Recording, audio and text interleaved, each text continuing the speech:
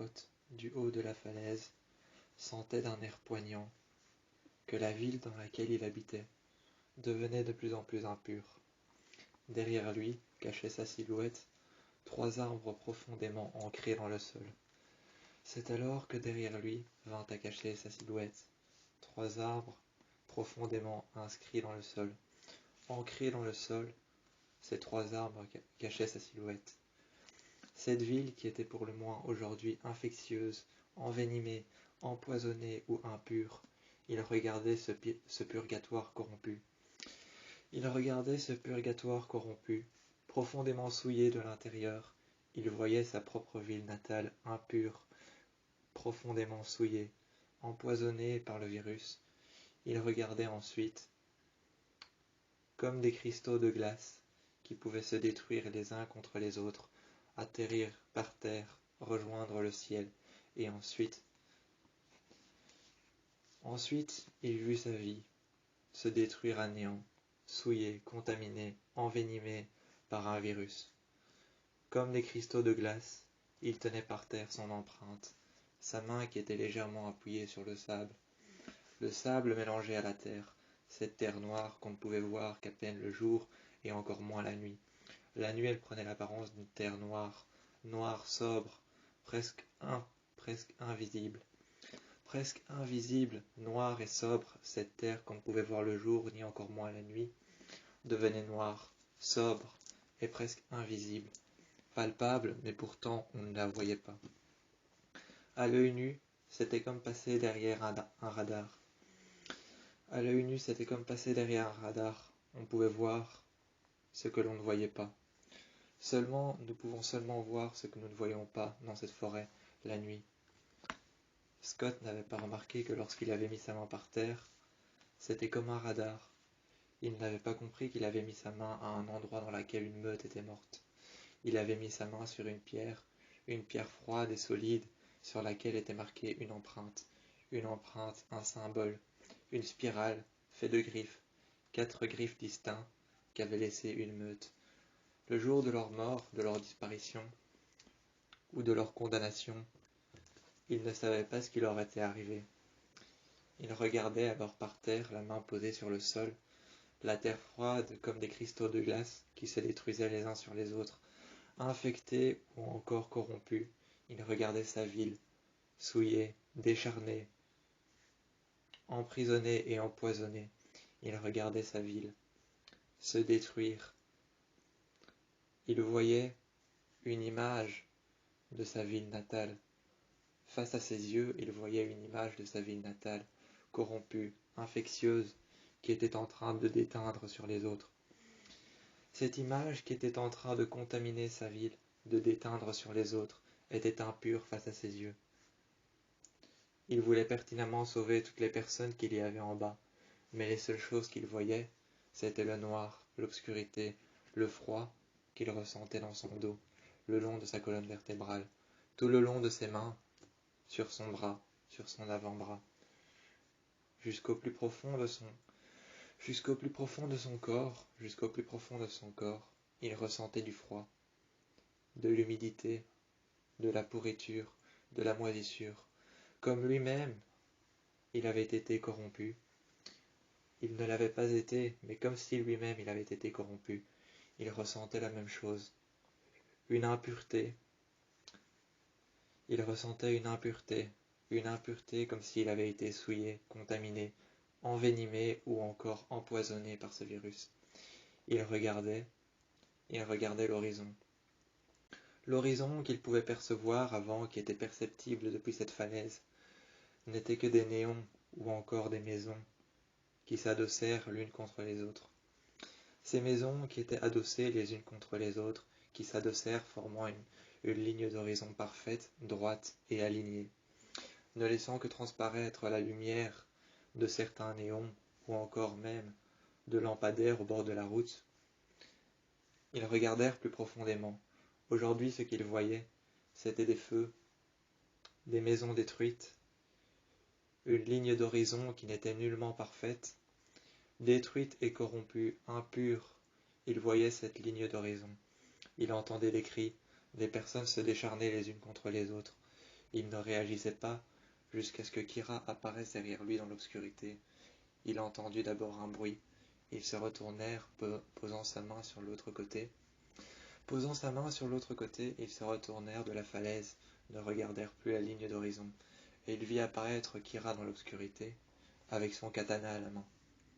Ensuite, plus loin, il vit apparaître Allison dans le noir. Seulement une silhouette noire et profonde dans la forêt, mais plus elle s'avançait, plus elle réapparaissait. On put la voir arriver, dégainant 2 couteaux qu'elle avait accrochés à son jeans, un arc qu'elle tenait par sa main, et 2 flèches qui étaient accrochées à son dos. Dégainant 2 couteaux qui étaient accrochés à son jeans, elle regardait Scott. Ensuite, Styles est arrivé en courant. Se mettant à côté de lui, posant sa main sur sa main, lui demanda ce qu'il regardait, ce qu'il voyait, ce qu'il entendait, ce qu'il ressentait. Il lui a tout simplement répondu une chose: corrompu, impuissant et impur. Styles ne comprenait pas tout de suite ce que cela voulait dire. Il lui a alors demandé pourquoi corrompu, pourquoi impur, souillé et impuissant. Il a regardé en face de lui. Il a vu 3 arbres qui de loin cachaient sa silhouette, qui pour le moins étaient froids, les racines qui étaient ancrées dans le sol, la perceptibilité qu'on avait de là n'était qu'autre chose que détruite. La perception qu'on avait de là, ce qu'on pouvait percevoir de là, cette ligne d'horizon, qui avant n'était que des maisons les unes à côté des autres, des bâtiments qui étaient éclairés, ou encore des néons et des lampadaires qui éclairaient la nuit. Aujourd'hui, ce n'est qu'une nuée de feu et de ravages, de personnes corrompues et impures, qui n'ont rien d'autre à faire que d'empoisonner les autres. Il était imperceptible de ne pas voir. Il était imperceptible de ne pas voir et de ne pas remarquer que la ville que nous avons connue auparavant était impure, était corrompue, et pour aujourd'hui, lorsqu'on regarde depuis cette falaise, on ne voit que des feux de haine, de sang. On ne voit que des feux de haine et de sang. À travers leur sang, il était même corrompu. Même leur sang était corrompu. On pouvait voir leurs veines devenir noires, leur sang rouge, qui était pour le moins rouge foncé, obscur et presque noir, devenir entièrement noir, et pratiquement imperceptible autant que cela. On ne voyait plus que des feux de joie qui reflétaient la haine, la douleur et l'impuissance. Comme des cristaux de verre qui se fracassaient contre le sol, comme des cristaux de métal qui pouvaient ressortir d'un feu flagrant, comme des cristaux de métal qui pouvaient ressortir d'un feu flagrant, comme des cristaux de verre qui pouvaient se casser sur le sol. Tout ce que l'on pouvait apercevoir, c'était la perceptibilité, tout ce qu'on pouvait apercevoir, c'était quelque chose de perceptible à travers l'horizon. On pouvait apercevoir quelque chose de perceptible. La perceptibilité de voir outre mesure, quelque chose que nous n'avions pas remarqué avant. Comment notre ville est devenue comme ça. Lorsqu'un jour au lycée, dans les couloirs de Beacon Hills, de l'école, du lycée de Beacon Hills, au lycée de Beacon Hills, dans les couloirs, on put apercevoir chaque casier fermé, chaque couloir vide et chaque classe fermée à double tour. Quelque chose se passait bel et bien. Ce soir-là, on put apercevoir Allison rejoindre Scott. Styles s'asseoir, les pieds dans le vide et les jambes dans le vide, regardant l'horizon se détruire. La ville était infectée, impure et corrompue. Styles, qui était assis à côté de Scott, pour le moins assis, il sentait la flagrance et le froid, l'imperceptibilité de cet horizon que nous voyions avant. L'imperceptibilité de cet horizon que nous voyions avant. Pour le moins, la flagrance et le froid. était plus qu'impressionnante. Même assis sur le sol, nous ressentions le froid, les cristaux de glace qui se cassaient par de multiples morceaux et qui s'élargissaient sur tout un horizon qui était impure, corrompue et détruite, condamnée par le sang noir, devenu rouge, rouge foncé, devenu noir. Allison est arrivée, a dégainé ses 2 couteaux, les a posés par terre en croix, a regardé Scott. Et ensuite, Kira a dégainé son katana, l'a passé autour de... Kira est arrivée, et ensuite elle a dégainé son katana, l'a passé autour de sa ceinture, passant ensuite son katana sous forme de ceinture autour de son bassin. Elle s'est assise à côté d'Allison. Allison qui ensuite a regardé Scott, a regardé Kira, se demandant ce qu'il pouvait bien ressentir, voyant la propre flagrance des feux immenses détruire l'horizon qu'il voyait avant.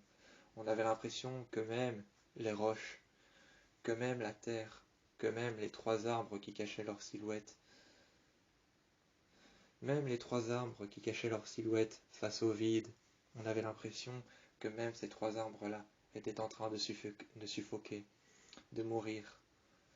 En pleine flagrance, on avait l'impression que cet horizon que nous voyions avant, qui était perceptible par la simple vision de la vue, nous avons l'impression qu'elle était en train de suffoquer. Nous avons l'impression que derrière nous, les arbres, la faune, étaient en train de suffoquer.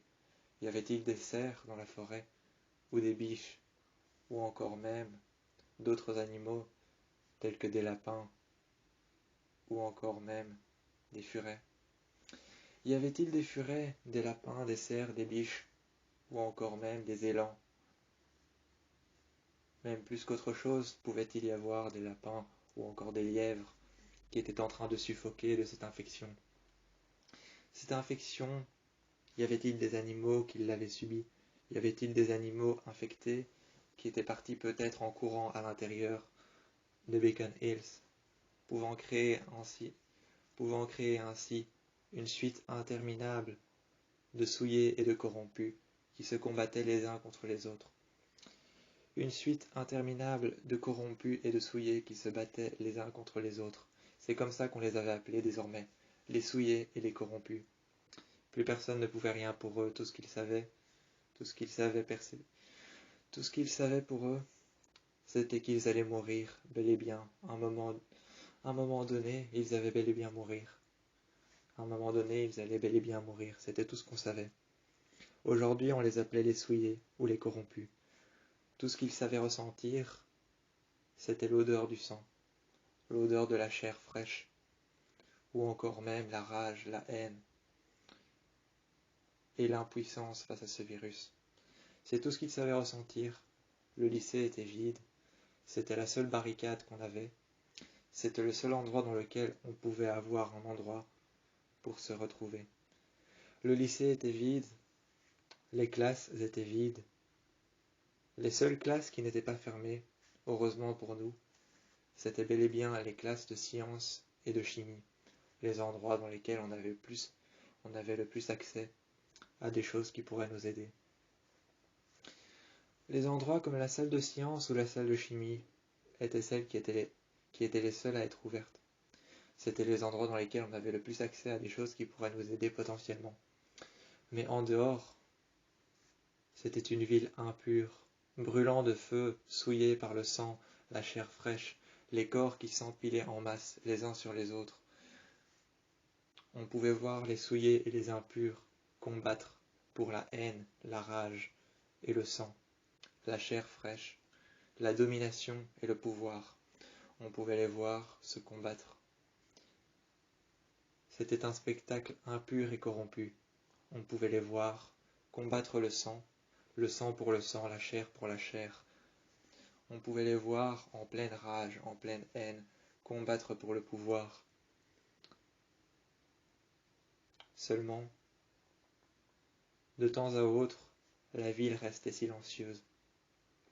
Nous étions cachés à l'intérieur du lycée.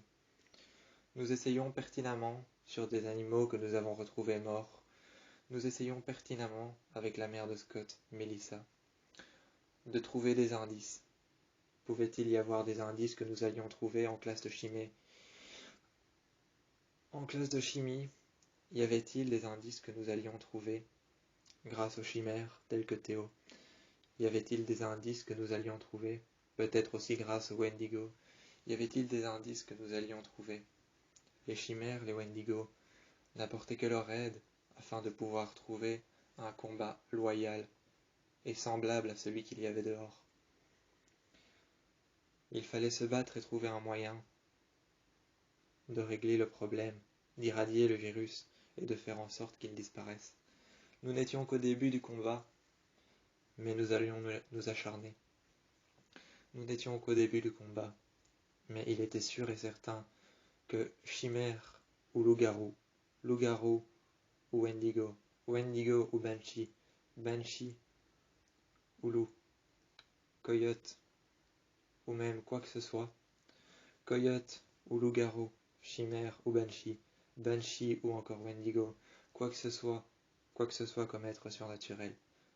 Même le coyote, nous étions sûrs que nous allons combattre loyalement et que nous allons nous acharner sur ce virus afin de l'éradier.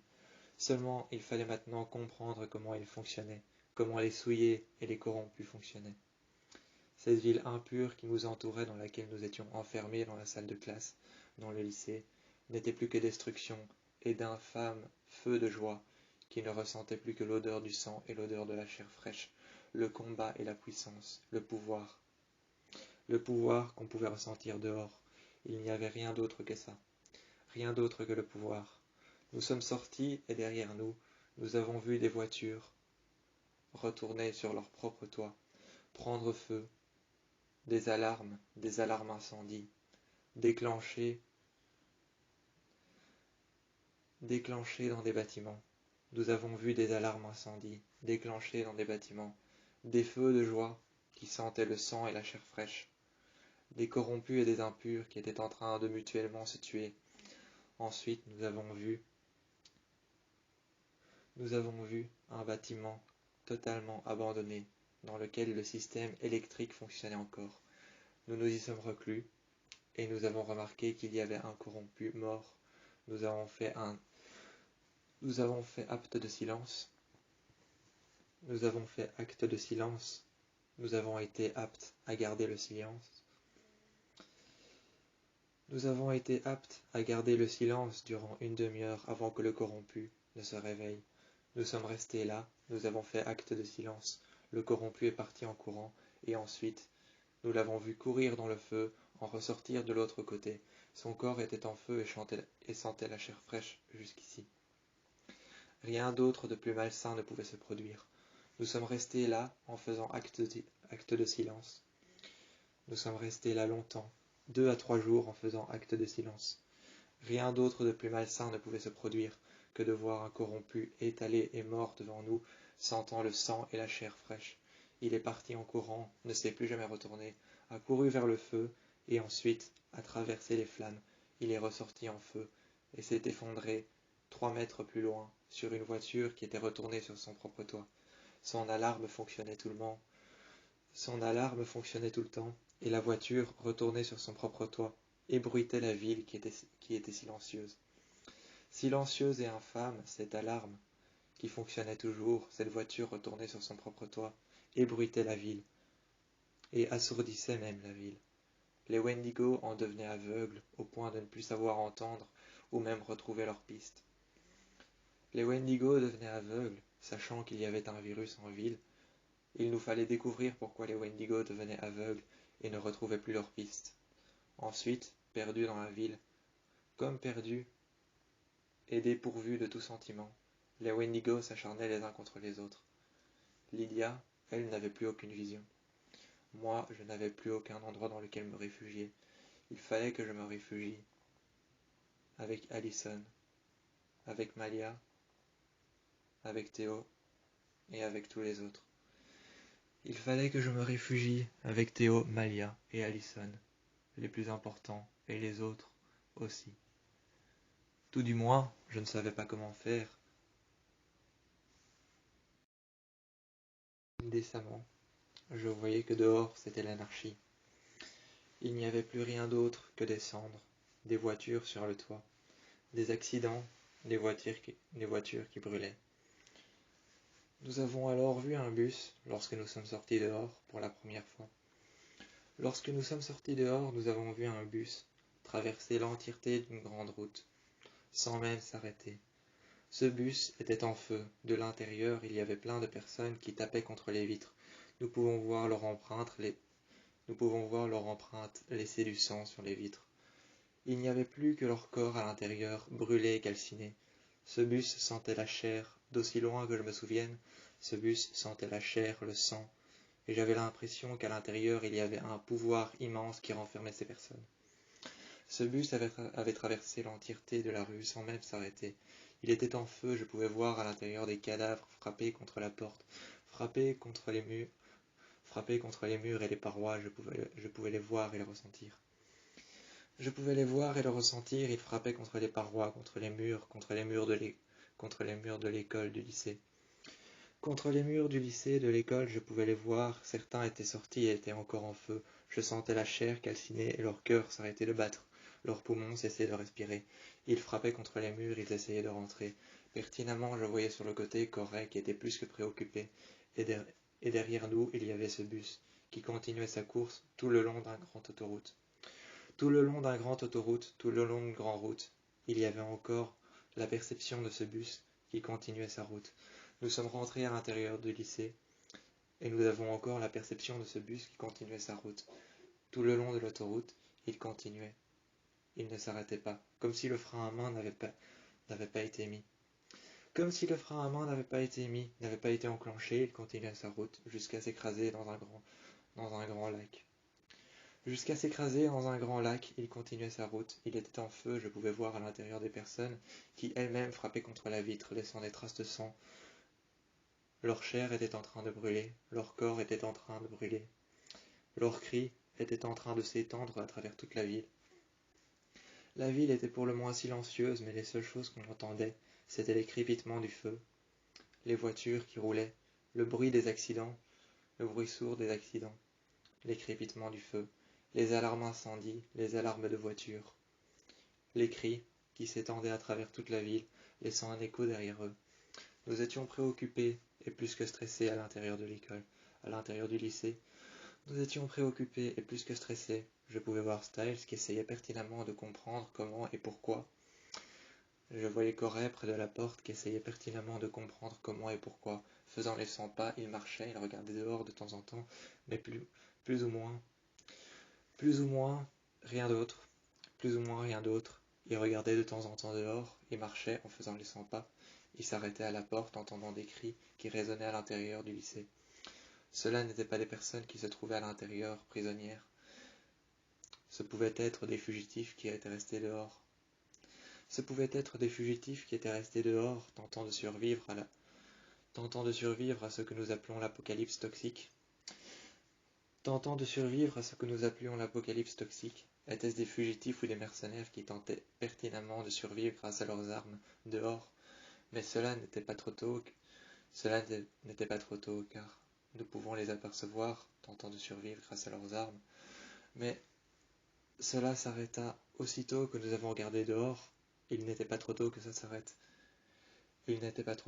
s'arrête, car aussitôt que nous avons regardé dehors, 2 mercenaires, 3 fugitifs et une femme qui était laissée seule dehors avec son enfant, criant au secours de pouvoir l'aider, tenant son fœtus mort dans ses bras, avaient été attrapés, aussitôt que les mercenaires et que les fugitifs qui tentaient de survivre. Cela n'était pas trop tôt de les voir mourir, car je ne pouvais pas laisser des personnes seules, vivantes, en pleine santé, à travers un virus qui s'étendait de plus en plus, s'acharnant sur toute la ville qui devenait impure. Lorsque nous avons ramené ce cadavre à l'intérieur, qui pour le moins, lorsque nous avons essayé de le mettre en PLS dehors, en position latérale de sécurité, nous avons essayé de voir s'il respirait. Son cœur s'était arrêté, je l'avais ressenti. Ses poumons étaient calcinés, recouverts de noirceur. Je pouvais voir ses poumons recouverts de noirceur et même chaque alvéole pulmonaire qu'il y avait à l'intérieur était recouvert de cendres. Ses poumons n'étaient plus roses ou même rouge sanguin. Ses poumons n'étaient plus roses ou encore rouge sanguin. Ils étaient noirs, recouverts de cendres, et chaque alvéole pulmonaire était morte. À l'intérieur, les poumons étaient gris, recouverts de cendres. Il y avait même de la fumée qui logeait à l'intérieur de ses poumons. Cela était terrifiant de savoir que chaque personne allait terminer comme ça dehors. Chaque personne allait terminer comme ça dehors, cela était terrifiant de le savoir. Les mercenaires qui se sont fait mordre à la jambe, qui se sont fait tuer en s'étant fait mordre à la gorge par la suite. La jeune femme qui s'est fait tuer, tout simplement devant mes yeux. Je n'ai jamais pu guérir de voir cette femme dehors se faire tuer. Je n'ai jamais pu guérir de voir cette femme se faire tuer dehors. Je l'avais senti, j'avais senti son cœur s'arrêter, alors qu'elle tenait déjà son enfant mort dans ses bras. Cela était littéralement terrifiant de voir cette femme dehors. Je me suis alors arrêté, j'ai fermé les portes, j'ai fermé les rideaux. Nous nous sommes enfermés dans cette classe, et avec ma mère, avec Styles, avec Scott, moi-même. Avec Allison, avec Scott, moi-même, avec Styles, avec Corey, avec Mason, et avec tous les autres, nous avons tenté d'essayer en vain de comprendre cette chose, jusqu'à ce que Melissa atterrisse sur une piste. Nous avons alors mis le cadavre sur une table en fer, en métal froid, et nous avons regardé à l'intérieur de lui. J'avais demandé à Mason et à Corey de partir dans les couloirs, sans se faire surprendre. J'avais demandé à Mason et à Corey de partir dans les couloirs, sans se faire surprendre, pour pouvoir aller chercher un scalpel, pour pouvoir faire une ouverture en Y. Nous avons alors compris, en faisant une ouverture et une lacération en Y sur son torse. Nous avons alors déployé les morceaux de chair, regardé à l'intérieur, et ensuite, nous avons vu que même les muscles étaient atteints. Même les muscles étaient atteints. Nous avons remarqué que la puissance provenait des muscles, car les muscles se contractaient et restaient contractés, ce qui permettait aux contaminés d'avoir plus en plus de force,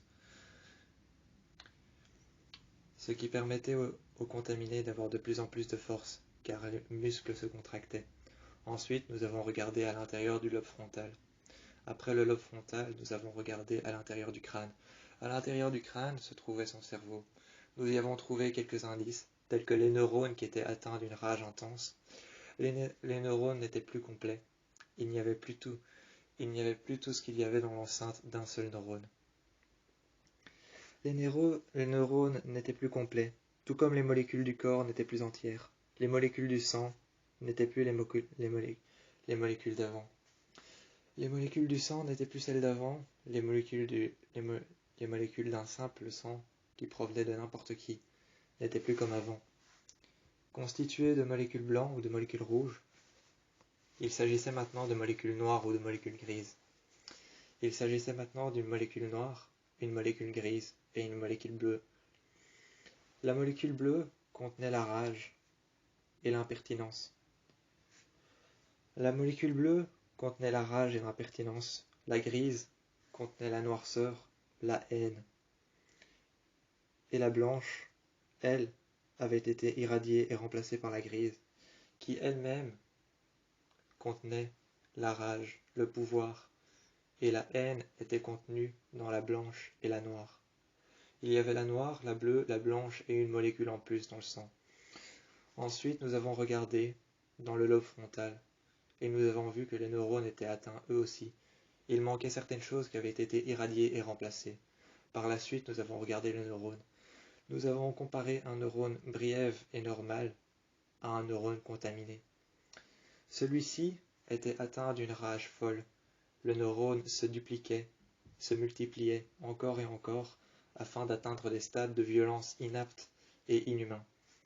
Il se dupliquait encore et encore, tellement vite que nous apercevons que autant de neurones dans un corps constitué de chair, d'os et de sang, eh bien autant de neurones dans un corps normal, non contaminé, pouvaient atteindre des sommets.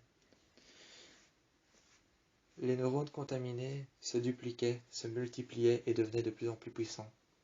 Ils étaient atteints d'un lobe frontal dans lequel il y avait une surpuissance qui était grise. Il y avait de la matière grise qui était devenue noire, contaminée par une chair. Une chair spéciale se trouvait à l'intérieur de la matière grise, contenant une substance qui provoquait la haine, la rage et la colère.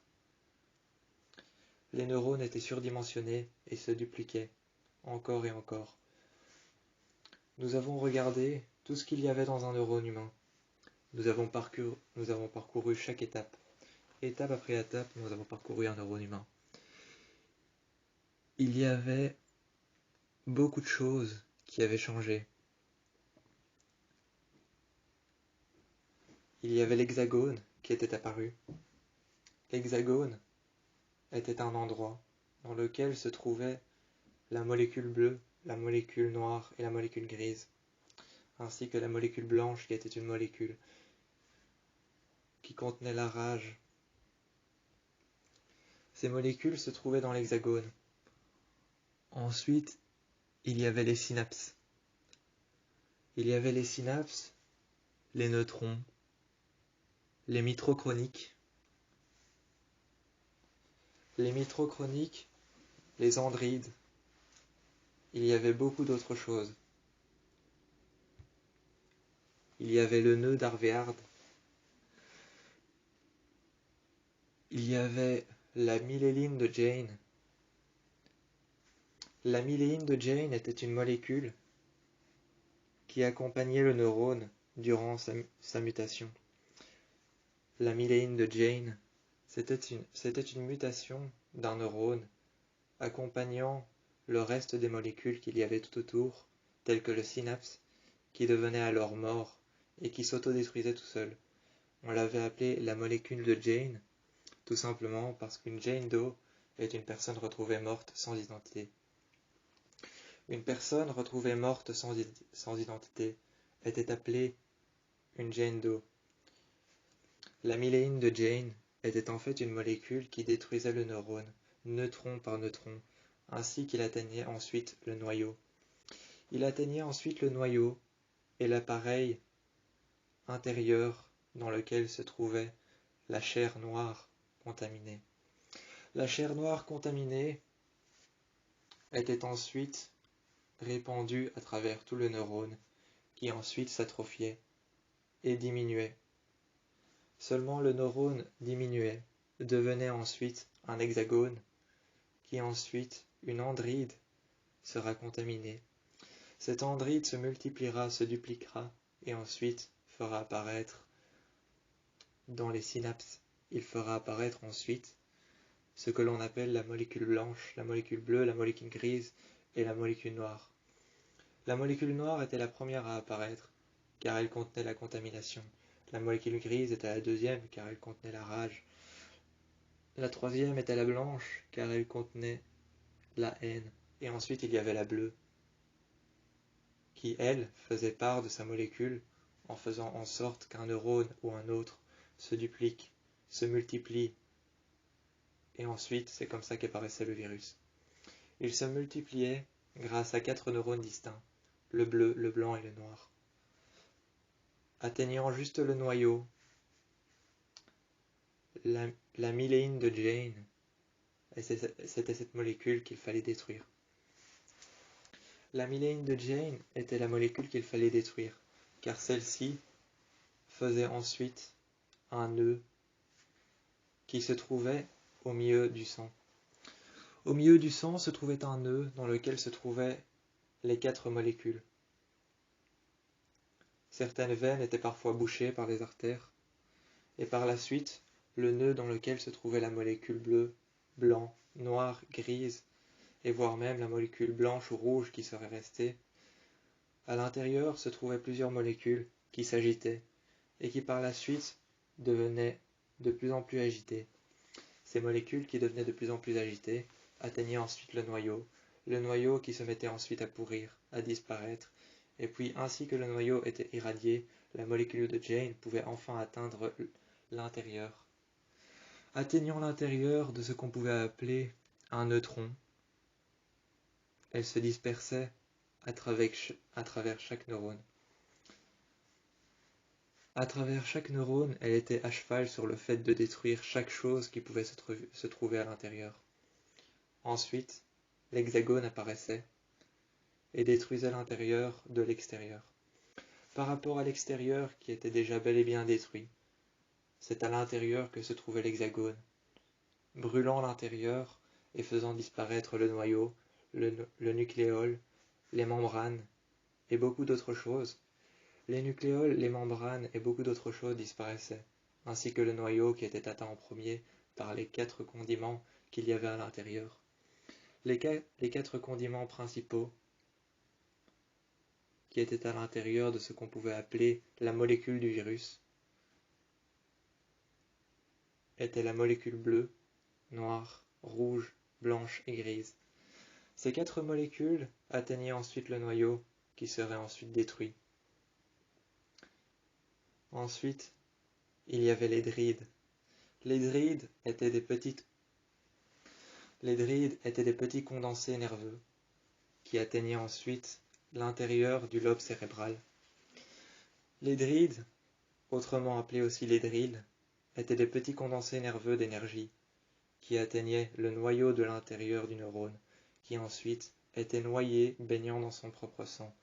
À l'intérieur du neurone, baignant dans son propre sang, se mélangeait une matière grise, ainsi que la chair noire, qui ensuite atteignait le noyau de chaque veine du neurone. C'est ainsi que mutait le virus. Il fallait détruire la myéline de Jane et les drides. Les drides et la myéline de Jane étaient les seules choses qu'il fallait détruire. Ainsi, la myéline de Jane ne pouvait plus s'en sortir, ne pouvait plus faire en sorte de procréer des neurones par milliers et par centaines, par milliers. La myéline de Jane n'aurait plus aucun pouvoir pour recréer des neurones, beaucoup plus surpuissants les uns que les autres, et ainsi que les drides, qui, eux, créaient une substance électrique qui s'attaquait aux neutrons et qui, puis par la suite, enveloppait le neurone de sang, noyant et baignant l'entièreté du noyau dans son propre sang, qui se mélangeait à la chair noire. Il fallait détruire ça, mais seulement comment fallait-il le détruire? C'est alors qu'Allison pensa à une substance qu'elle avait chez elle. Une substance qu'il y avait chez elle, qu'il fallait aller récupérer. On prit alors la voiture de Styles et on partit tous chez elle. Elles montèrent dans sa chambre, on l'avait attendue dans le salon. Nous l'avions attendue dans le salon, regardant les armes qu'il y avait accrochées dans le salon.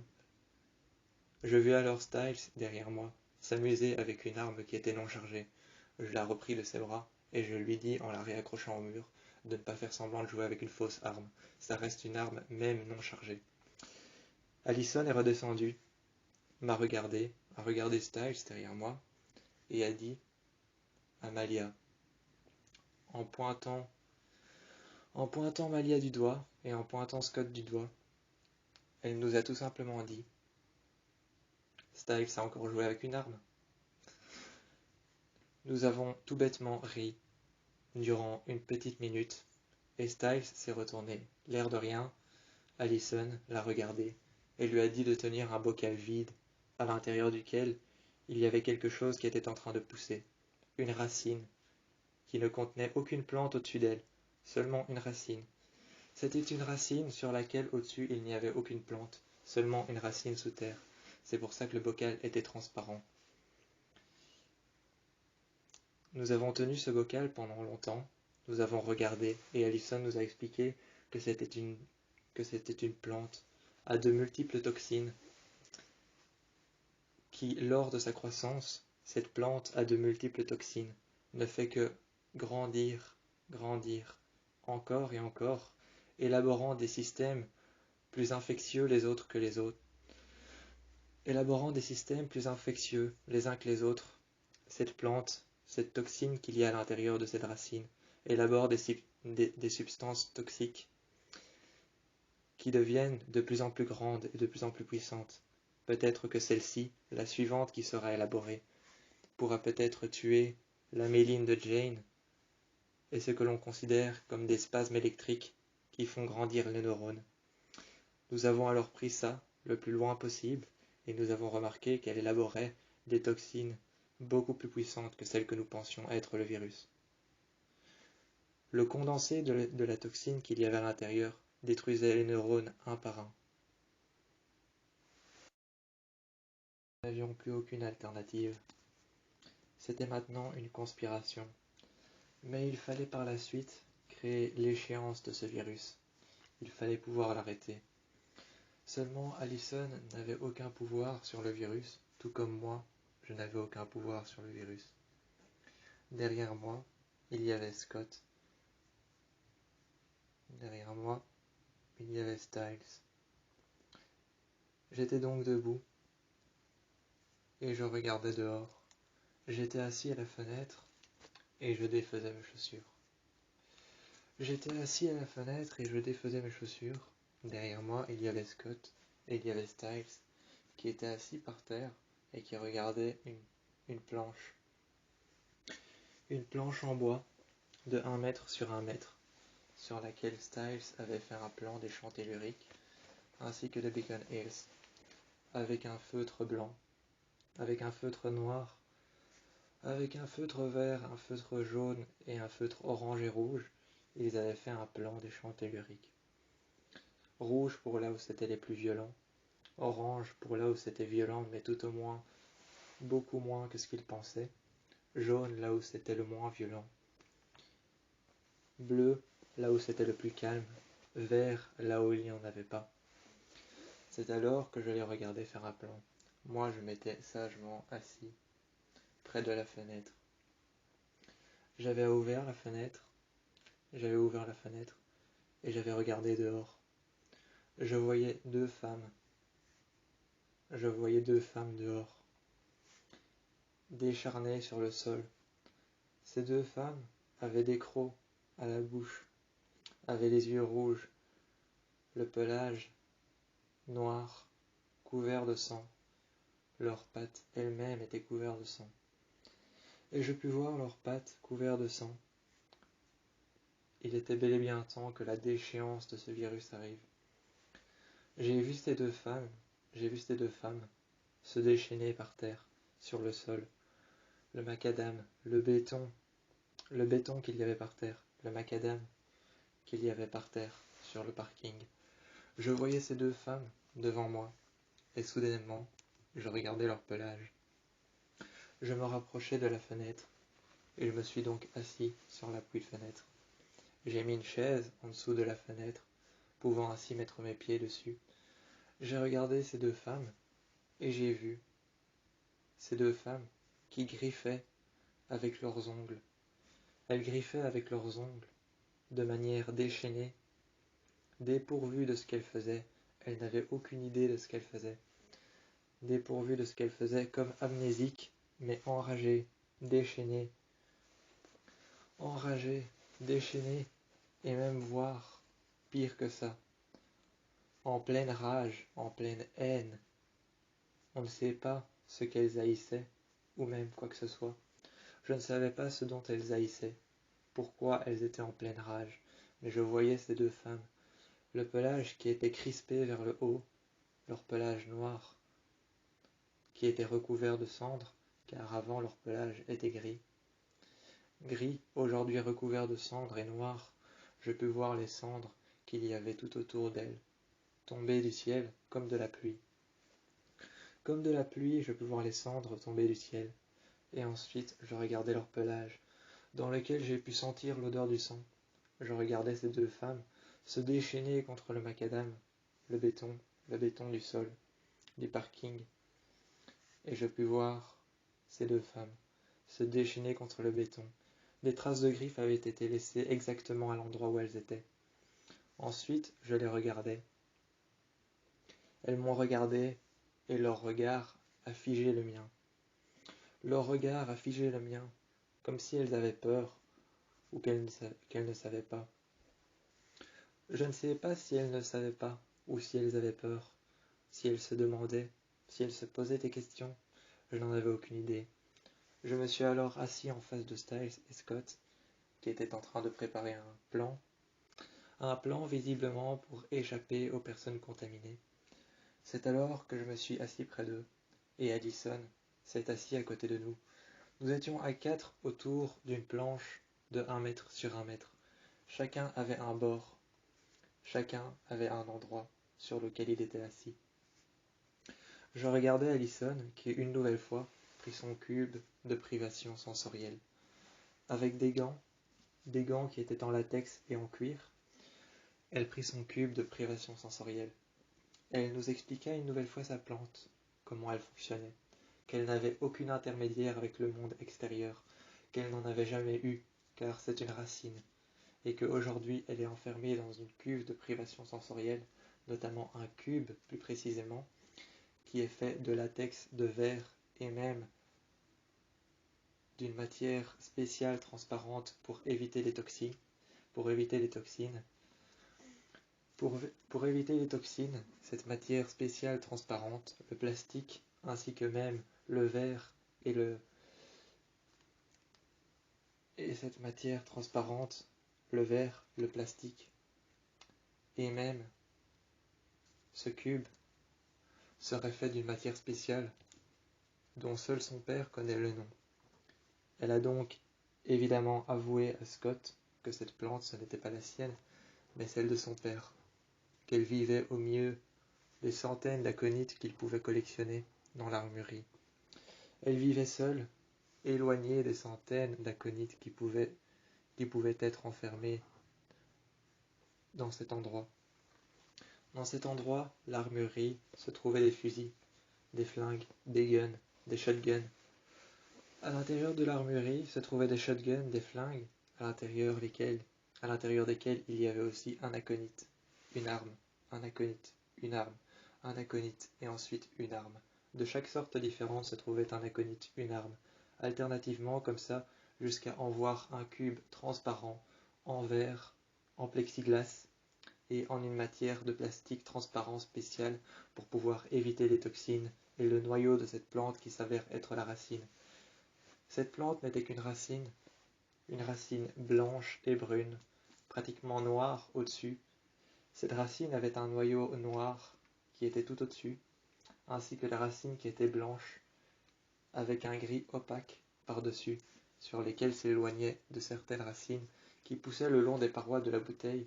Les racines grises poussaient le long des parois de la bouteille, et le reste, ce n'était qu'une racine qui faisait toute la longévité du cube, se renfermant jusqu'à un petit liquide gris dans lequel il y avait une terre spéciale remplie de minéraux en fer. C'est alors qu'elle expliqua que les minéraux en fer remplis dans la terre qu'il y avait à l'intérieur, c'était comme du mercure.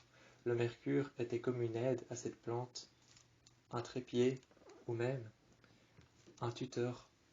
Elle expliquait que les minéraux, que le fer qui était renfermé dans cette terre qui était baveuse, qui était pour le moins presque liquide, mais qui pour le moins avait une texture spéciale, les minéraux à l'intérieur qu'il y avait n'étaient pas que du métal, mais aussi un métal spécial qui aidait la plante en tant que tuteur.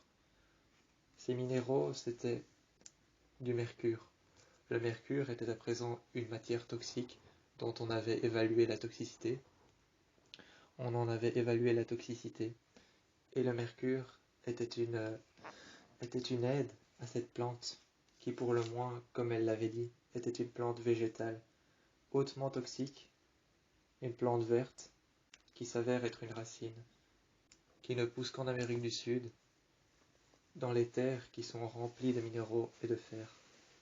Remplie de minéraux, de fer et de mercure, cette plante pousse uniquement en Amérique du Sud, dans les sols souillés par le virus. Cette plante est hautement toxique, voire plus toxique que le virus qui se propage. C'est ainsi qu'elle expliqua la manière dont elle fonctionne. Elle extrait de ces plantes un extrait toxique de liquide blanc, presque transparent, qui serait une matière visqueuse dans laquelle se trouverait un liquide hautement toxique. Ce liquide hautement toxique renfermerait une matière toxique, un virus, une petite cellule souche. Cette cellule souche qui serait renfermée à l'intérieur de cette plante, renfermerait une toxine hautement toxique, à l'intérieur de laquelle cette cellule souche pourrait tuer celle du toxique, celle du virus. C'est alors qu'elle nous expliqua tout ça. Tout autour du plan, nous nous sommes retournés. Nous avons commencé à essayer de créer une serre agricole à l'intérieur de laquelle nous avions mis des cubes de privation sensorielle, les uns à côté des autres, reliés par des tubes. C'est alors que les racines commencèrent à s'étendre sur les cubes de privation sensorielle, les uns raccrochés aux autres. Les uns raccrochés aux autres, dans l'armurerie, on avait enlevé toutes les armes. Les armes, nous les avions mis dehors ou dans la chambre d'Allison, peu importe l'endroit dans lequel ils étaient, nous avions mis les armes autre part que dans l'armurerie. Nous avons créé des cubes de privation sensorielle, à l'intérieur desquels nous avions mis la racine qui s'était étendue sur plusieurs cubes, cela créant ainsi une multiplication de la plante. La plante, nous allons ensuite, par la suite, nous allons ensuite dupliquer la plante pour pouvoir prendre le plus possible de son fruit. Son fruit qui s'avérait être ce liquide transparent hautement toxique sera ensuite notre sérum. Le sérum qui sera aussi dû aux algues qu'il y a dans le lac. Le sérum qui sera dû aux algues qu'il y a dans le lac sera ensuite mis en phase avec le sérum que nous avons retiré de cette plante hautement toxique. La racine que nous avons trouvée grâce à Allison avait été le seul sérum que nous avons à présent, mélangé et mis en phase avec les algues du lac, dans lesquelles on pouvait voir que des personnes étaient en train de, sur le bord de la route, sur le bord du lac, certaines personnes étaient en combinaison, des combinaisons noires sur lesquelles il y avait le signe toxique. Il y avait le signe toxique sur leur combinaison, peinte en blanc, recouvert d'un trait jaune, sur lequel ils portaient des masques à gaz, jetant les cadavres dans le lac. Jetant les cadavres dans le lac, il y avait le signe toxique, recouvert d'une banderole jaune. Avec un masque à gaz, ils jetaient les personnes dans le lac, les contaminaient. Il y avait certains contaminés qui étaient encore fous, certains contaminés étaient encore fous, fous de rage, fous de haine, et se jetaient eux-mêmes au suicide dans le lac. On a vu ces personnes, et on en a rejoint une qu'on a emmenée en cage à l'intérieur de la maison de Allison. C'est ensuite que nous avons regardé cette personne attentivement. Nous nous sommes accroupis devant elle, nous avons essayé de comprendre son principe. Comment fonctionnait-elle vivante? Nous avons essayé de comprendre son principe. Allison avait laissé un fusil par terre à côté de la cage. C'est alors qu'on l'a vu rugir. Il avait de la bave le long de la bouche. Il bavait fortement, ce qui devait provenir du virus. Il avait de la bave le long des mâchoires, le long de la bouche. Il rugissait et il essayait de nous mordre, de nous griffer, passant ses mains contre la vitre, contre le plexiglas ainsi que la cage qu'il y avait à l'intérieur. Il prit alors le fusil sur le côté et se tira une balle dans la propre cavité qu'il avait. Sa propre cavité qu'il avait, il se tira une balle à l'intérieur. Une balle de fusil. Il se tira une balle de fusil dans la bouche, dans sa cavité, et c'est ensuite qu'on put apercevoir que de son sang ne coulait pas simplement son sang rouge, mais aussi un liquide blanc et un liquide noir. Son sang était mélangé à un liquide noir et à un liquide blanc, hautement toxique. Nous avons essayé de comprendre ce que c'était.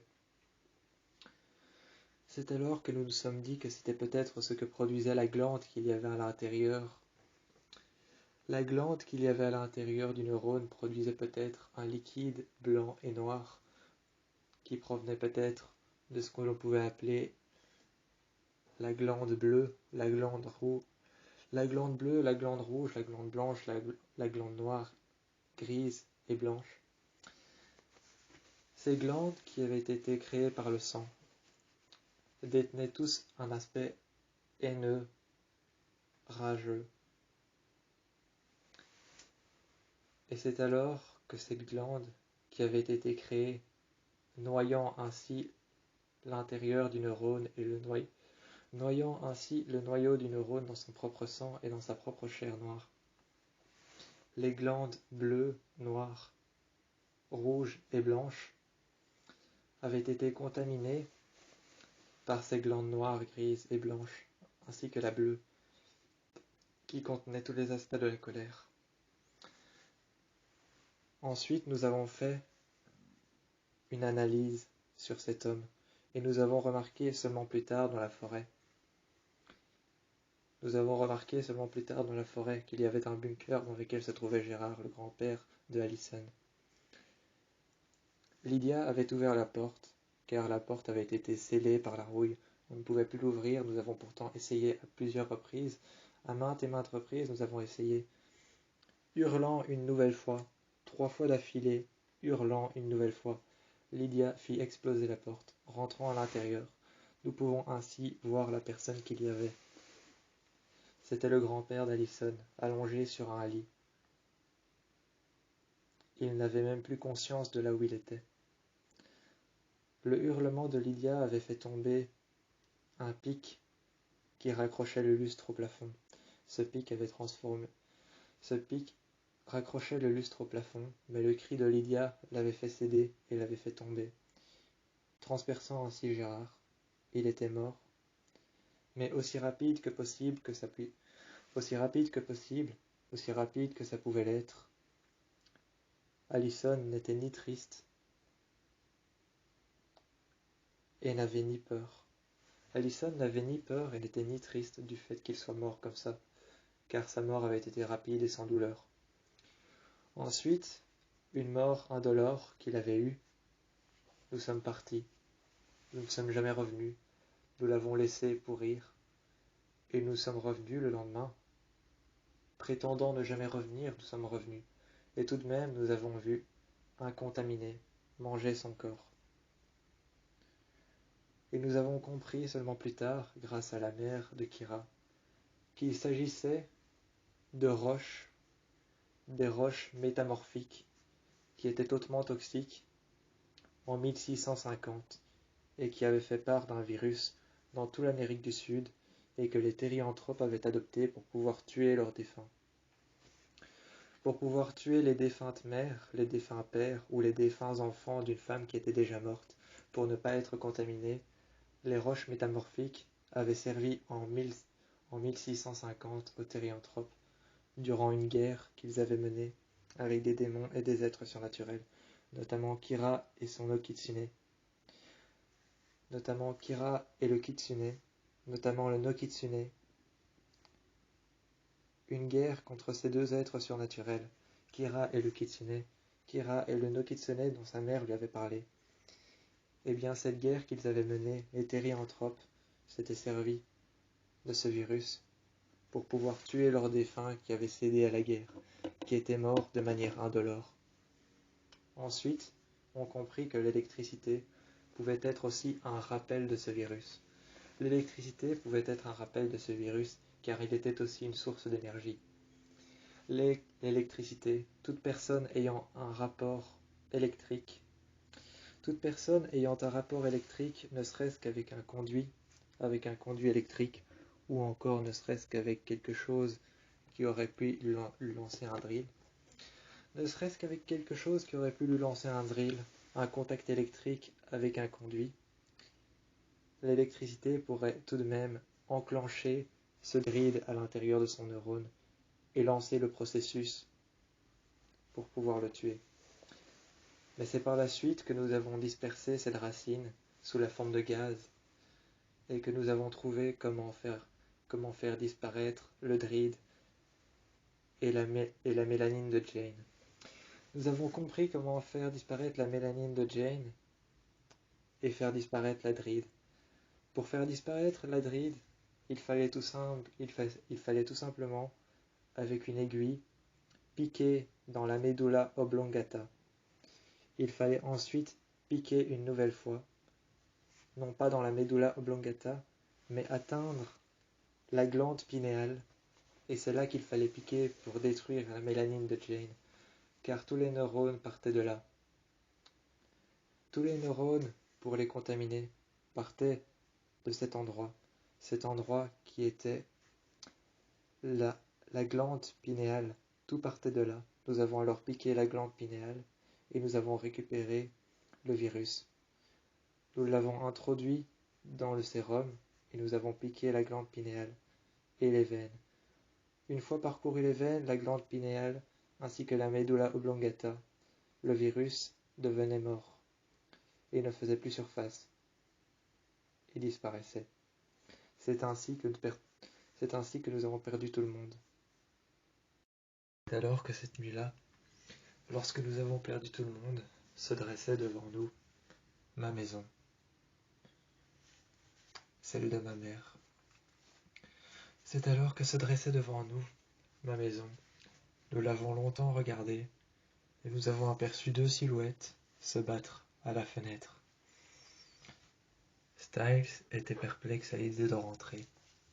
Il tenait en main sa clé de voiture. Il était perplexe à l'idée de rentrer, mais je pouvais voir que fixement il regardait la porte.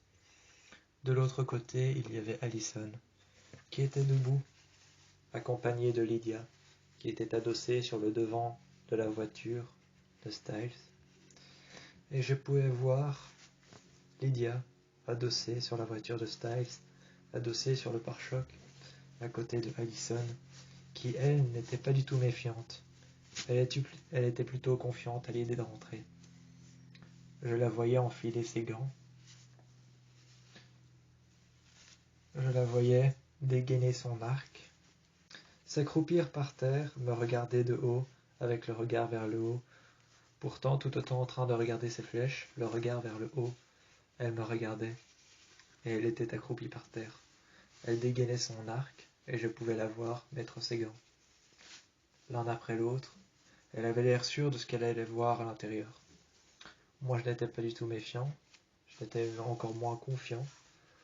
Il n'y avait que Allison qui était confiante de ce qu'elle allait voir. Elle savait qu'elle allait voir des contaminés. Elle était accroupie par terre, et je pouvais la voir avec son arc. Elle avait mis ses gants. Elle prit une flèche qu'elle mit en premier. Elle garda son arc en main. Sûre d'elle, elle avançait, à pas de chat. On pouvait à peine l'entendre. Elle avançait d'un pas léger, à pas de chat. Elle avançait légèrement.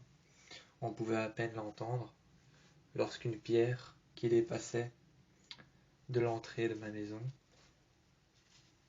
fit un léger bruit qu'on put entendre. Ensuite, on entendit un cri à l'intérieur. Après ce cri à l'intérieur, je vis une lumière s'éteindre à l'une des fenêtres.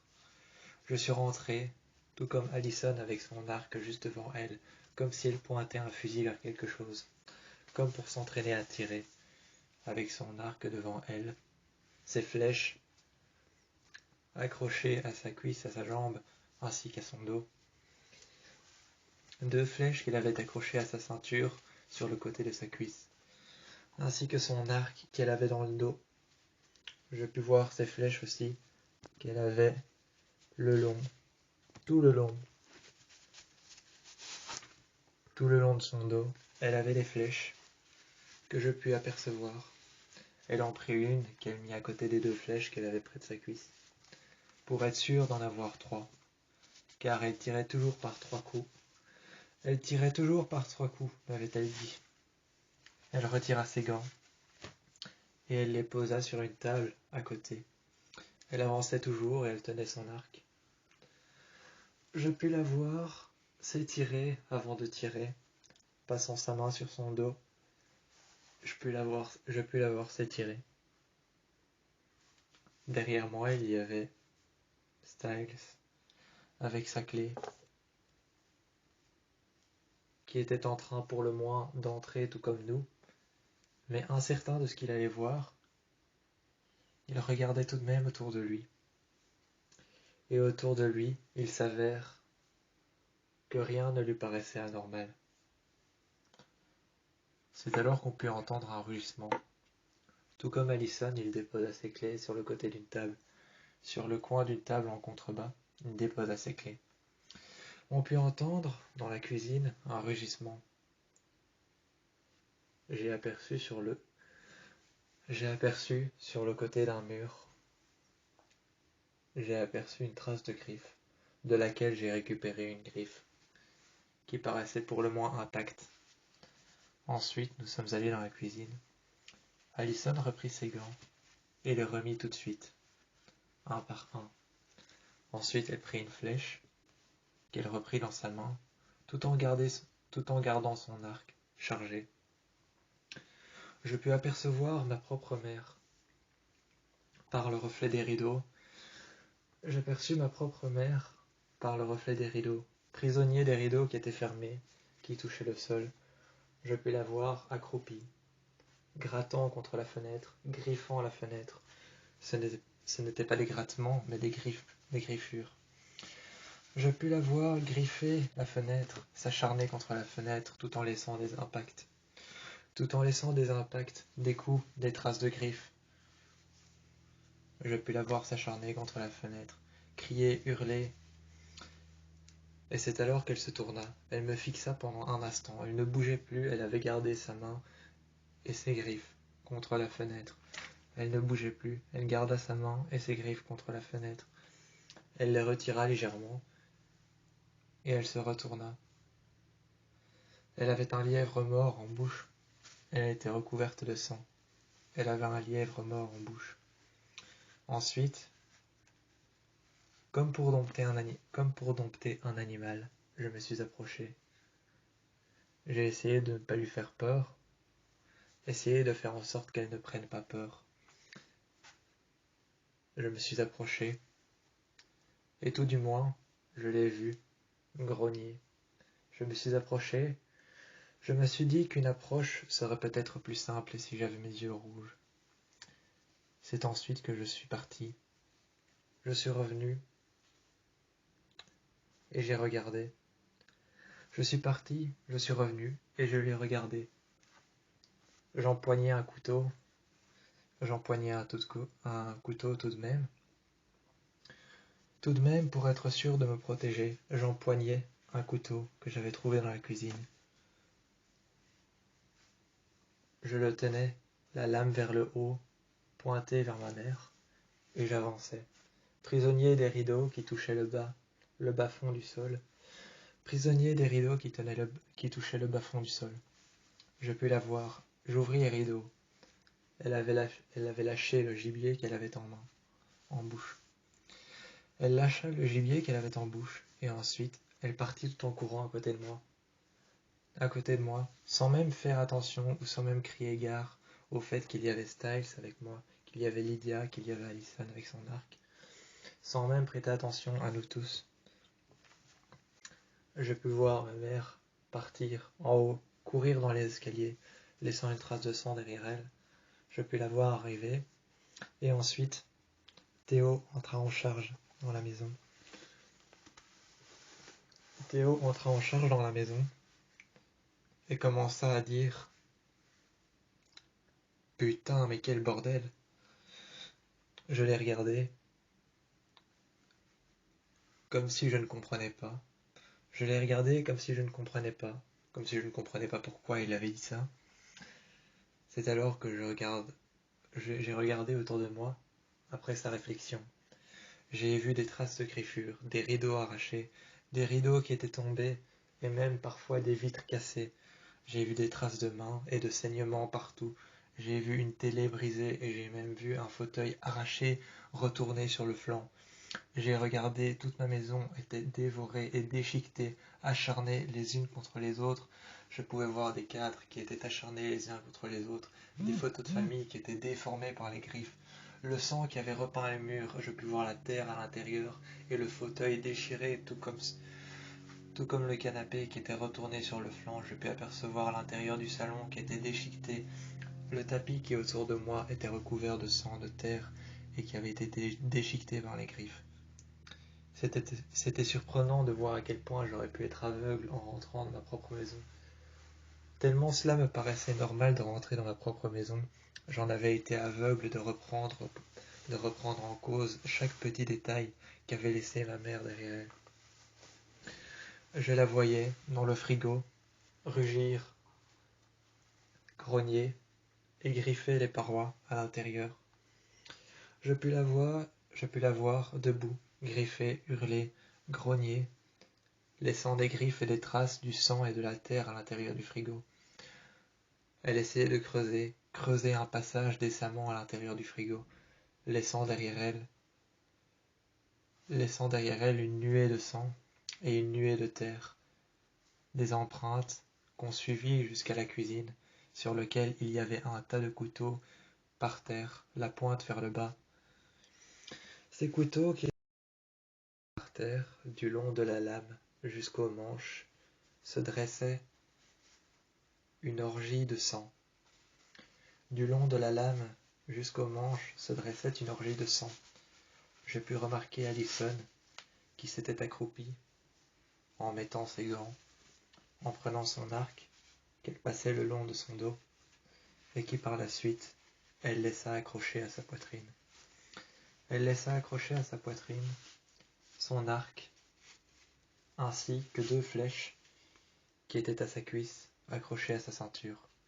Elle s'était accroupie par terre, et les couteaux qui avaient été laissés de leur plein gré, par terre, et qui avaient été décemment enfoncés dans le sol, duquel jonchait toute la partie de la lame une trace de sang qui avait été laissée. Elle récupéra un des couteaux, et elle regarda dans le frigo. La porte était ouverte et avait même été cassée. Cassée, fendue en 2, enlevée, arrachée, ou même détruite, la porte du frigo. Elle l'ouvrit, et elle vit à l'intérieur des poches, des sacs plastiques, des sacs poubelles remplis de gibier, des morceaux et des blocs de terre, des briques, des morceaux, des blocs de terre, des sacs plastiques à l'intérieur duquel il y avait du sang. Il y avait du sang et encore on put voir à l'intérieur tout ce qui s'était passé. On retourna dehors et on put entendre une alarme. Nous sommes ensuite allés chez Lydia. La voiture sur le côté était parquée. Un arbre, sans nul doute, un arbre était juste devant la maison. Sans nul doute sur cet arbre, il y avait un contaminé qui y avait grimpé.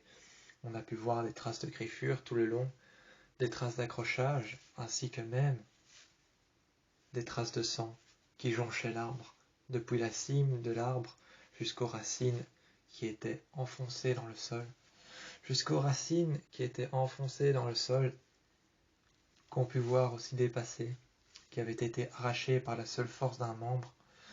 Les racines enfoncées et ancrées dans le sol avaient été décemment déplacées et arrachées par la seule force d'un membre.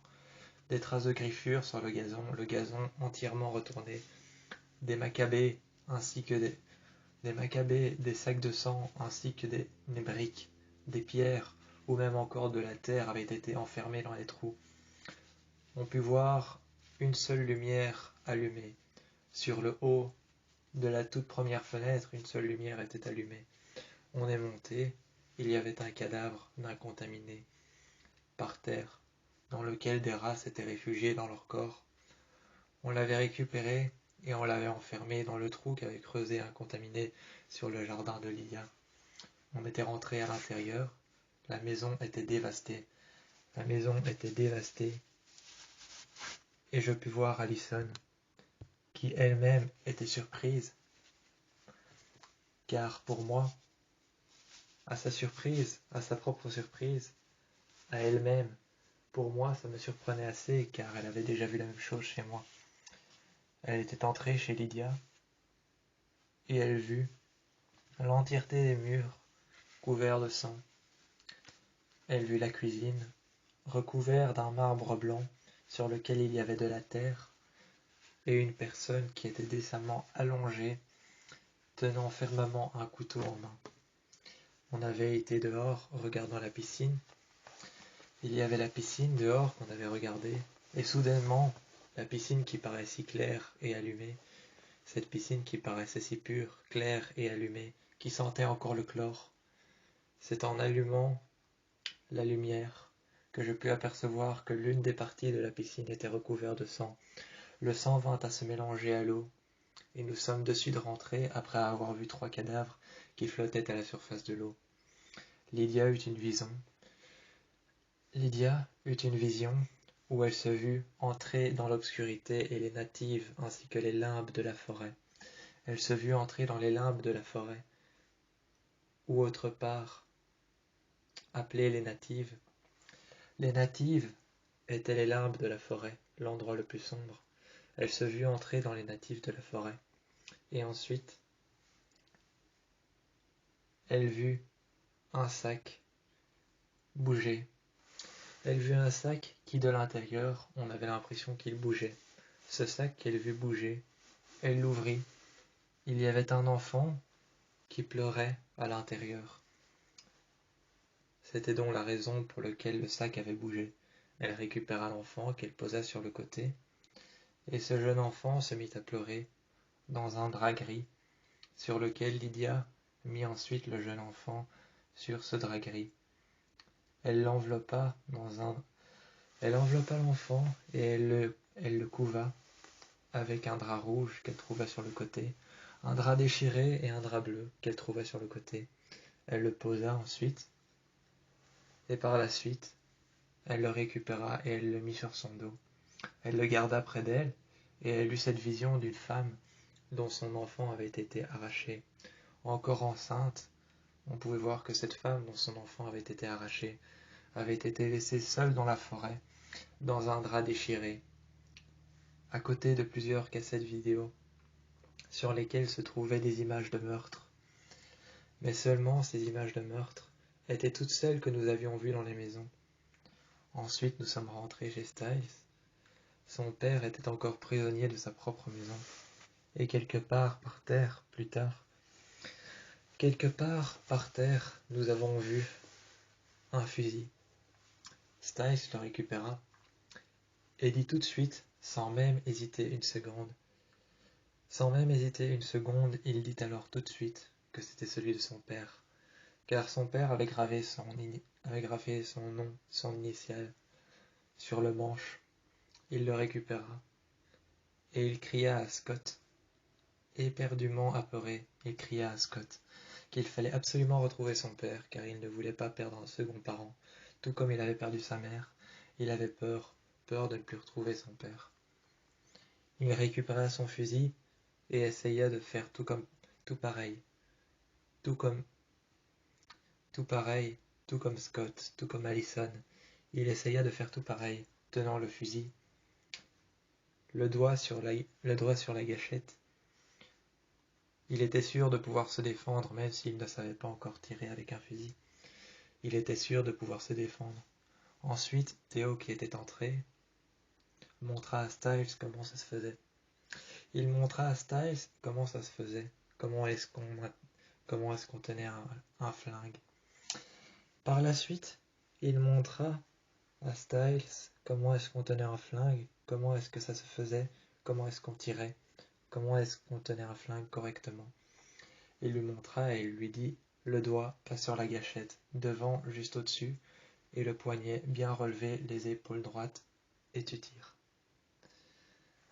Ensuite, Styles garda la même position et avança dans toute la maison jusqu'à en retrouver son père, à côté d'un baril entrouvert dans lequel il y avait l'odeur du sang.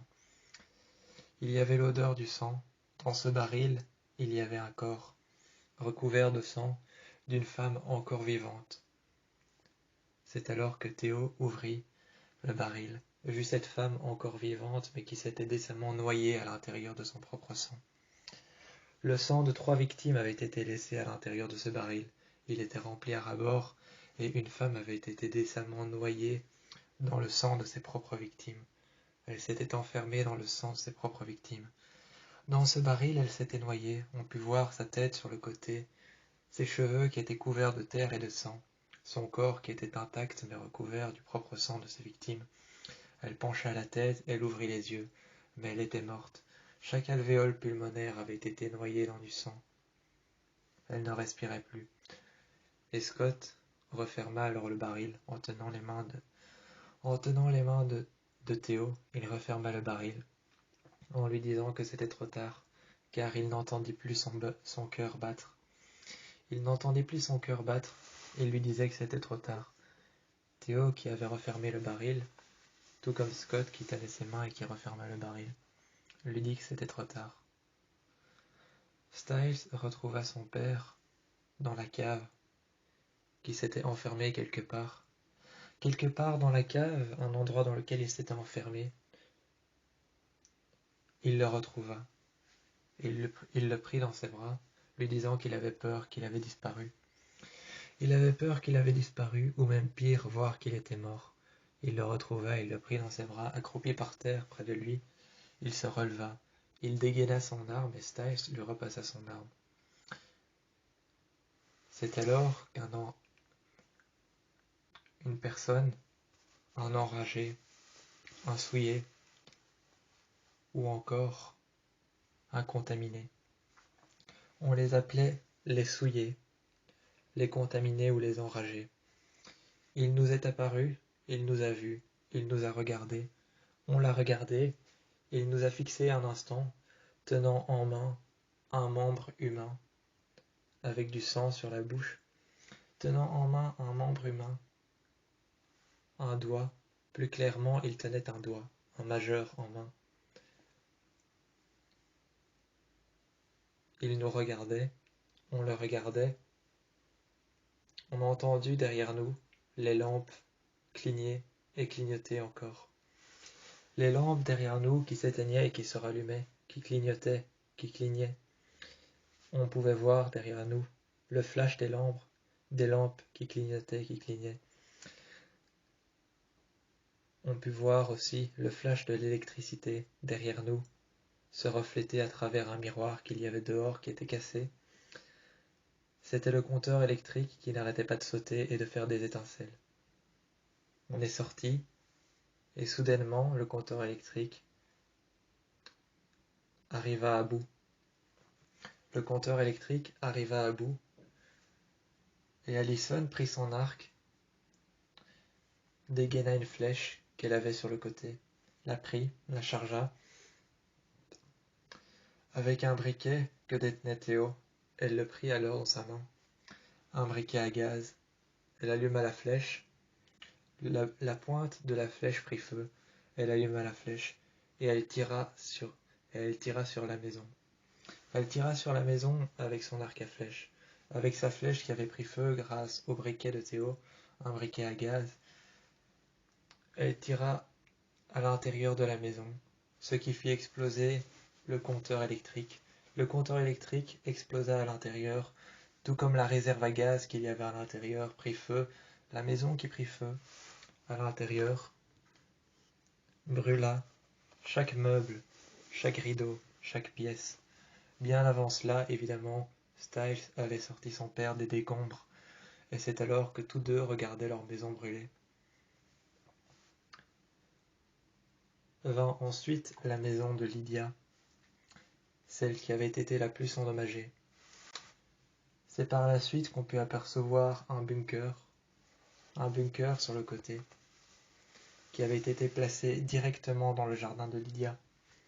Ce bunker n'avait pas été placé là pour rien. C'était un bunker qui n'avait pas été approfondi sous terre, mais un bunker qui avait été posé là, concrètement, pour pouvoir se protéger des contaminés. Quelqu'un avait dû passer pendant la nuit pour le déposer. Ce bunker faisait à peine la taille d'un seul être humain. C'était un peu comme un coffre-fort dans lequel on mettait des humains et du ravitaillement. Seulement, plus tard, Lydia regarda ce coffre. Ayant la chance de se faire sauver par Allison et Styles, Théo qui la poussa sur le gazon. Il y avait un peu moins d'une demi-heure que nous avions trouvé la maison de Lydia.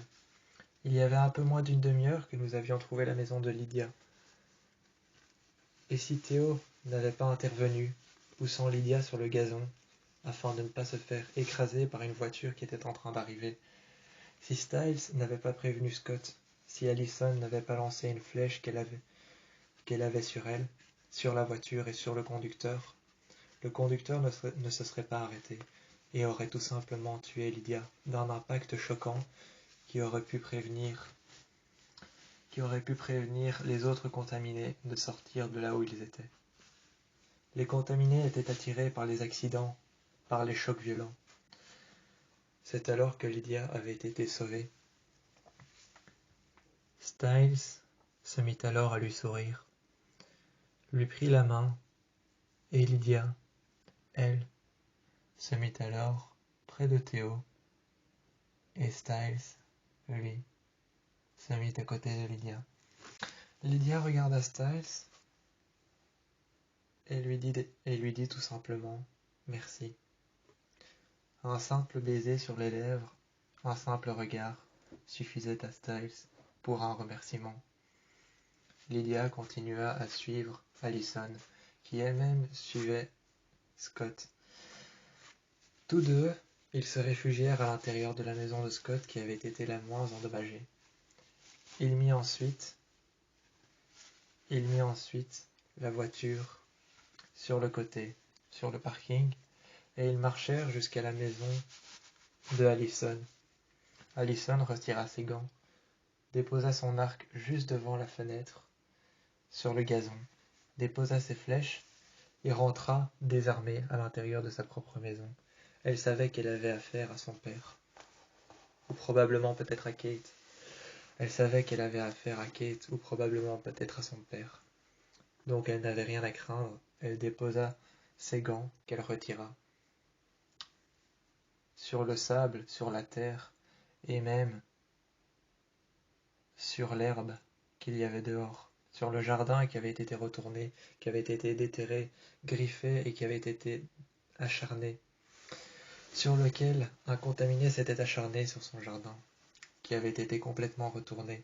Les racines de l'arbre avaient été enlevées, et ensuite, par la suite, elle put voir son père à l'intérieur qui voulut l'égorger, la prendre par le cou, sortir ses griffes et l'enfoncer dans sa propre chair, ne sachant pas que c'était sa fille. Elle lui montra la racine qu'elle avait avec elle dans la cuve de privation sensorielle. Elle lui montra alors la racine. Il reprit la raison, car tellement le produit était toxique. Il reprit la raison, il s'excusa. En se reculant, en rampant en arrière, il s'excusa. Une fois arrivé contre un meuble, il s'excusa d'avoir voulu étrangler sa fille, d'avoir voulu l'égorger, d'avoir voulu planter ses griffes dans sa chair. Il s'excusa, et Allison n'hésita pas une seconde à tremper sa flèche à l'intérieur du cube de privation sensorielle dans lequel se trouvait la racine, et de tirer une flèche à l'intérieur. De tirer une flèche à l'intérieur de sa maison, sur Kate et sur son propre père. Ils étaient donc calmes. Ils étaient donc calmes, endormis par terre. Et par la suite, elle vint à se mettre près de son père, lui caressant les cheveux en lui disant de se calmer, tout comme un animal, car c'était bien ce qu'il était, un animal. Il lui dit alors de se calmer. Ensuite, Corette apparut avec Mason à l'intérieur de la pièce. Théo lui avait demandé d'où est-ce qu'il venait. Il lui avait dit qu'il était là depuis bien longtemps pour avoir eu les détails de tout ce qui s'était passé.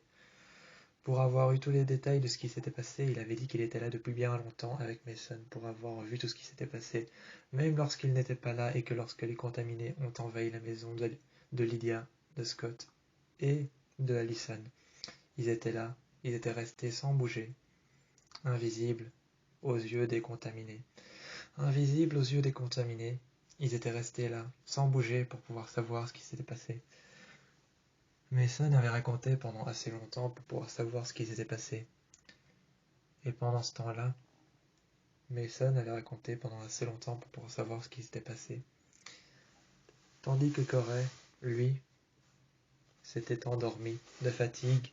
Sur le côté, il s'était endormi de fatigue, sachant que c'était dur de rester debout lorsque des contaminés envahissent la ville, il s'était endormi. Il ne s'était plus jamais réveillé, mais 8 jours après, il s'était réveillé de son coma. Et quelque chose lui était apparu, une idée. C'est alors qu'il vint à calmer les personnes qui avaient été contaminées, les amenant à l'hôpital en faisant diversion. En faisant diversion avec la moto des jumeaux Ethan et Hayden, avec la voiture de Chris Sargent, le père de Allison, il fit diversion et ils amena tous les contaminés à l'hôpital. L'hôpital qu'ils avaient envahi d'un gaz fait à partir de la racine du cube de privation sensorielle qu'avait Allison chez elle.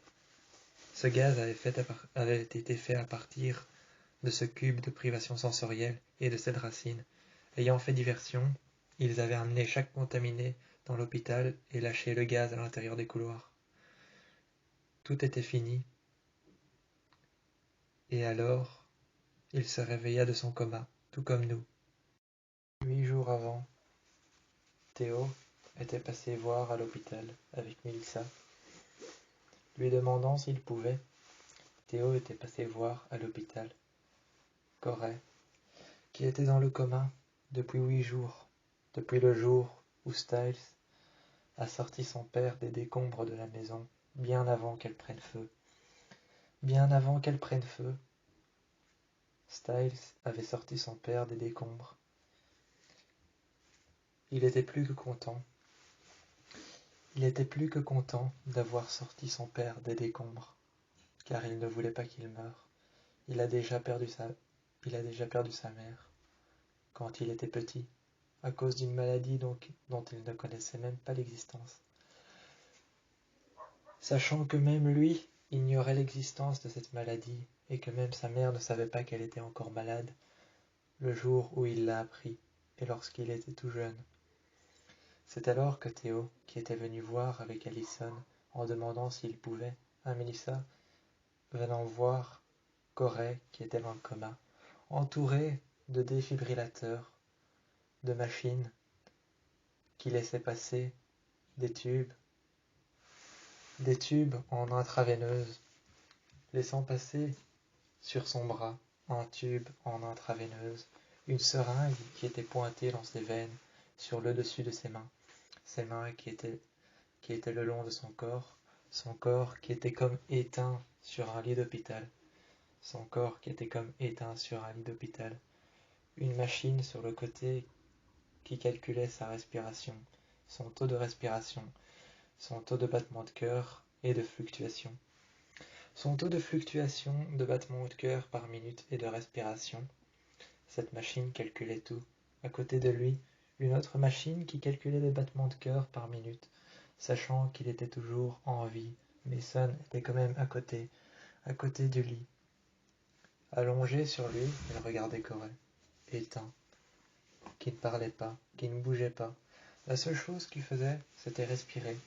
Et la seule chose qu'on pouvait sentir lorsqu'on entrait à l'intérieur de cette chambre qui sentait décemment l'humidité, cette chambre qui sentait décemment la mort et la perte de chaque personne qu'il y avait à côté de lui dans d'autres chambres, la perte des personnes qu'il y avait à côté de lui dans d'autres chambres. Cette chambre était lugubre, sombre et faisait pratiquement presque peur. Peur de voir un ami, un proche, dans un coma dont on ne sait même pas s'il est artificiel ou non. Ce coma dont on ne sait même pas s'il est artificiel ou non. Voir Corey à l'intérieur de cette chambre qui sentait l'humidité, qui sentait le désinfectant. Cette chambre qui sentait le désinfectant, qui sentait l'humidité et qui sentait encore voire même le propre ou encore la salle d'opération. On pouvait sentir qu'autour de lui, il n'y avait que des personnes dans le même cas. On a regardé dans les autres chambres que des personnes qui étaient dans le même cas. Des personnes qui étaient dans un cas critique, des personnes qui étaient dans un cas plus élevé, et d'autres qui étaient bientôt mortes. À côté de lui, il y avait une seule personne, bientôt morte, presque à ça de mourir, presque à ça d'appeler les urgences pour pouvoir l'emmener à la morgue. À côté, il y avait Mason sur son lit, qui évidemment était plus que triste, plus qu'autre chose. Théo essayait de lui remonter le moral, sachant qu'ils avaient trouvé un moyen pour comment éradier ce virus, sachant qu'ils avaient trouvé un moyen.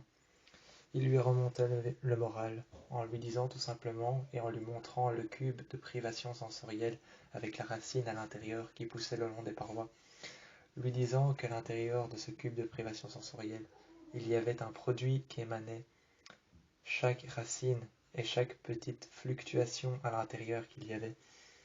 Chaque petite fluctuation qu'il y avait à l'intérieur, le produit qui émanait ces petites racines qui jonchaient les parois du cube de privation sensorielle transparent en latex, en verre et en plastique. C'était un latex transparent dans lequel on posait le cube pour pouvoir essayer de ne pas le mettre en contact avec d'autres bactéries. Ce latex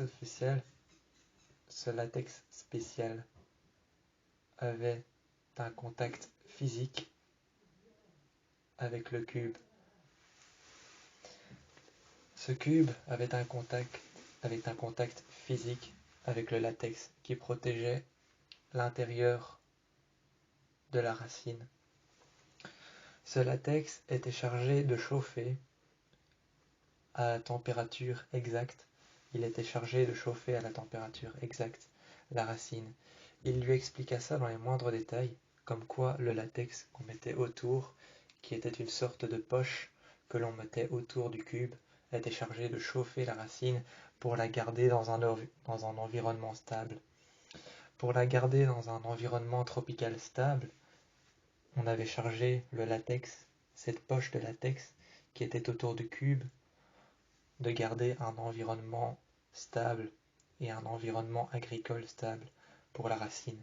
Il lui expliquait que cette racine était aussi vêtue de ce que l'on appelait une terre de minéraux faits de métal. Il lui expliqua que cette terre était chargée de minéraux en métal qui faisaient en sorte d'accroître la croissance. Ces minéraux en métal faisaient en sorte d'accroître la croissance de cette plante. C'est alors qu'il lui expliqua ça, tout en lui montrant ce que émanaient les racines. Un produit tout à fait toxique, transparent, blanc, qui laissait comme produit un sérum. Il se redressa sur le siège, regarda Théo, et il lui dit alors: « Tu vois cette goutte qui dépasse de la racine qui jonche les parois? Eh bien, elle est chargée d'un sérum hautement toxique pour l'humain, mais hautement toxique pour le virus à l'extérieur. » C'est alors que Mason lui posa la question: « Est-ce que ça peut guérir Corey ?» Il lui répondit: « Non, pas encore, on n'en a aucune idée. » Mais Allison répondit tout simplement que si les gouttes sont chargées de ce qu'il faut ou démunies de ce qu'il faut, cela peut le sortir d'un coma. C'est alors qu'elle fit une expérience. Inverser les rôles du latex, refroidir et le mettre dans un environnement contraire à celui qu'on doit lui donner. Ainsi, peut-être qu'on irradiera toute toxicité à l'intérieur du produit qu'émanent les racines. Ainsi s'est produit l'expérience d'Allison, qui est revenue 3 jours plus tard, durant les 8 jours de coma de Corey, et lui a fait boire la racine. Avant cela, Mason n'était pas sûr que ce soit entièrement sécurisé. Allison lui a dit de faire confiance. Elle lui a fait boire et il s'est réveillé. Tout comme nous nous étions réveillés de ce cauchemar. Nous nous étions réveillés de ce cauchemar, tout comme nous avons trouvé une sorte de rédemption. Ma mère s'était retrouvée chez elle, dans son salon, par terre, elle s'était réveillée. Je lui avais implanté le sérum, tout comme nous l'avons fait pour la mère de Lydia, tout comme nous l'avons fait pour le père d'Allison, et tout comme nous l'avons fait pour Kate et ma mère à moi. Nous avons implanté le sérum, nous avons piqué la médula oblongata, nous avons piqué aussi ce qui s'appelle être la glande pinéale, nous avons piqué la glande pinéale. Nous avons piqué la médula oblongata dans le cou, à l'arrière, près de la nuque. Et jour après jour, tout le monde retrouva ses esprits. Jour après jour, tout le monde retrouva ses esprits.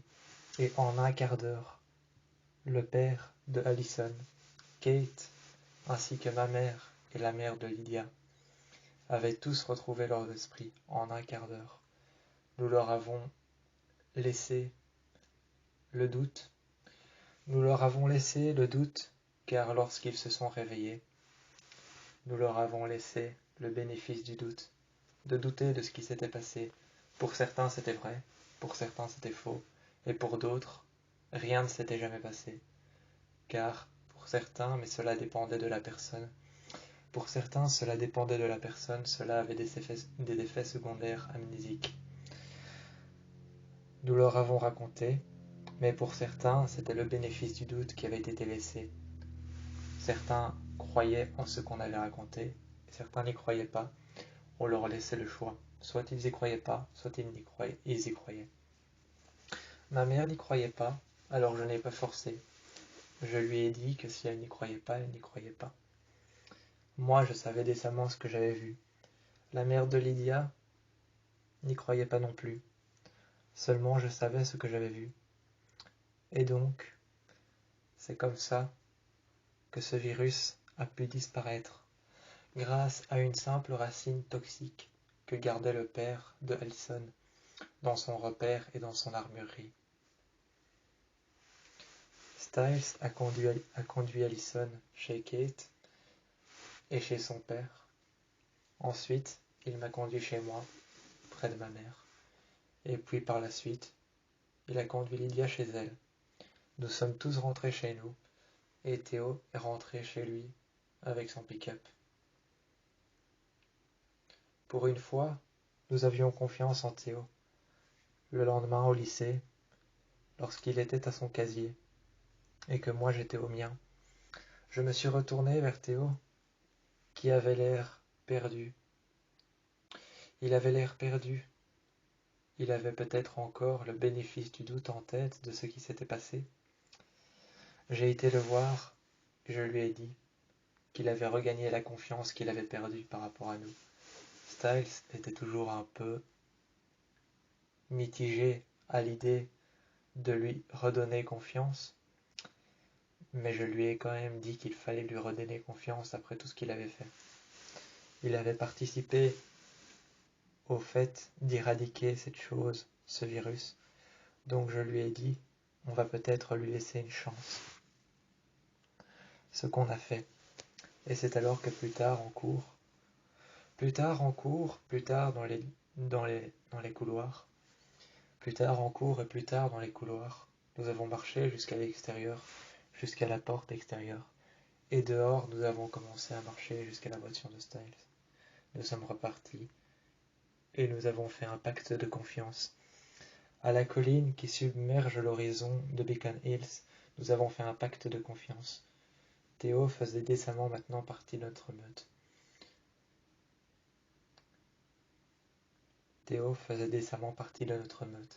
Le pacte de confiance était de scarifier la paume de sa main, de verser son sang sur le symbole dessiné par terre et de refermer sa paume sans même ressentir la douleur.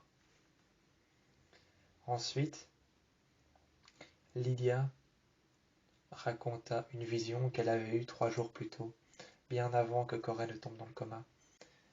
C'était une femme qui s'ouvrait le bras. Avec un cutter, sachant qu'à l'intérieur de son bras, elle était persuadée que toutes les réponses y étaient.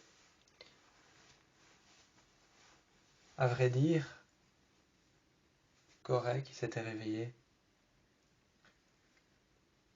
donna son estimation par rapport à la vision de Lydia. Il donna son estimation et dit alors que c'était peut-être de là que provenait ta vision, que c'était peut-être d'un des cadavres que provenait ta vision, que la réponse provenait de là depuis le début, que dans le bras d'un des cadavres se trouvait la réponse à ce virus. Théo se retourna d'un air surpris. Scott se retourna d'un air surpris. Et Styles dit que ça pourrait potentiellement paraître logique. Il n'avait pas commencé à chercher dans chaque cadavre lequel avait la réponse à l'intérieur de son bras ou quel cadavre tenait un cutter afin de se mutiler le bras, mais ils étaient simplement partis en pensant que peut-être au lieu de faire tout ça autour d'une racine, la réponse était peut-être dans le bras d'un des contaminés. Ensuite, le lendemain, ils se sont rejoints autour d'une table pour parler de la vision de Lydia. Et plus rien n'est jamais revenu, même pas le virus. La mère de Kira nous avait raconté l'histoire d'une femme qui vivait avec les thérianthropes, qui avait été la première à manipuler le kitsune. Elle avait été la première à manipuler le kitsune, bien avant Kira. C'était en 1650, chez les thérianthropes, sur leur terre, les terres des thérianthropes. C'est alors qu'elle raconta cette histoire qui s'était produite en 1650. Cette histoire qui s'était produite en 1650 racontait l'histoire d'une femme, mais cette femme, son nom avait été oublié de tous. Même les thérianthropes n'y faisaient plus attention. Les thérianthropes n'y faisaient plus attention. Leur territoire avait irradié le nom de cette femme. Elle leur raconta alors que cette femme s'était suicidée au bromure de pancuronium et que dans son corps avait été laissé la même chose. Le bromure de pancuronium avait été laissé dans son corps. Et lorsqu'elle est morte du bromure de pancuronium qu'elle avait introduit en ses veines, eh bien, son corps avait émané un virus toxique qui portait le même nom que celui que vous avez donné. Et le nom que vous avez donné à ce virus, est exactement le nom de cette femme. Elle s'appelait Lexenia. Elle s'appelait Lexenia, tout comme le nom du virus. Cette femme s'est tuée avec du bromure de pancuronium. C'est alors qu'elle est morte, mais que ses veines, qui étaient en pleine putréfaction, étaient en train d'émaner un virus toxique à base de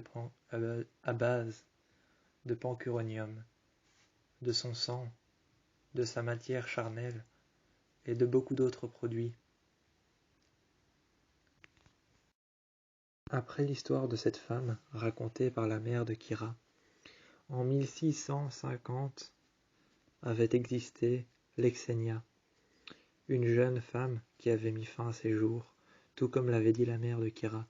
Cette jeune femme avait mis fin à ses jours en se suicidant, non pas avec du bromure de pancuronium seulement, mais Alison, qui avait regardé sur internet après que la mère de Kira eut raconté et eut terminé de raconter cette histoire, après qu'elle eut terminé de raconter cette histoire à Scott, à Kira, à Alison, à Theo, à Liam, après qu'elle eut terminé de raconter cette histoire, Alison regarda sur le net, sur internet, sur son PC qu'elle ouvrit ensuite dans sa chambre, les jambes croisées sur son lit. Elle regarda, elle tapa Histoire Lexenia. Elle regarda un article qui avait été raconté. Cet article qui avait été raconté par un certain homme qui ensuite est mort. Cet homme, un certain homme qui avait ensuite raconté cette histoire à la presse, eh bien cet homme qui avait raconté cette histoire à la presse, un certain homme qui n'avait pas de nom, avait raconté cette histoire, mais par la suite est mort d'une mort violente. Il est mort d'une mort violente qui par la suite va être racontée dans son témoignage. Elle alluma son PC et elle regarda que la femme qui avait mis fin à ses jours, cette jeune femme qui avait mis fin à ses jours, Lexenia, s'était tuée au bromure de pancuronium, mais pas seulement. Elle s'était tuée aussi avec de l'opium. Elle s'était tuée avec de l'opium, mettant fin à ses jours en buvant une tasse de thé sur son lit. En buvant une tasse de thé sur son lit avec les convives qu'elle avait invités ce soir-là, car elle voulait se tuer en public. Elle but sa tasse de thé, et c'est alors qu'en buvant sa tasse de thé, elle but l'opium qu'il y avait dedans. Le bromure de pancuronium, ensuite, devant les convives, elle les mit, les uns après les autres, en ligne, autour de sa table, et les uns après les autres reçurent une dose de bromure de pancuronium. Celui-ci était un produit qui paralysait le système nerveux. Et ensuite, par la suite, ce produit paralysait le système nerveux qui atteignait ensuite les poumons, pour une paralysie totale arrêtant le cœur soudainement.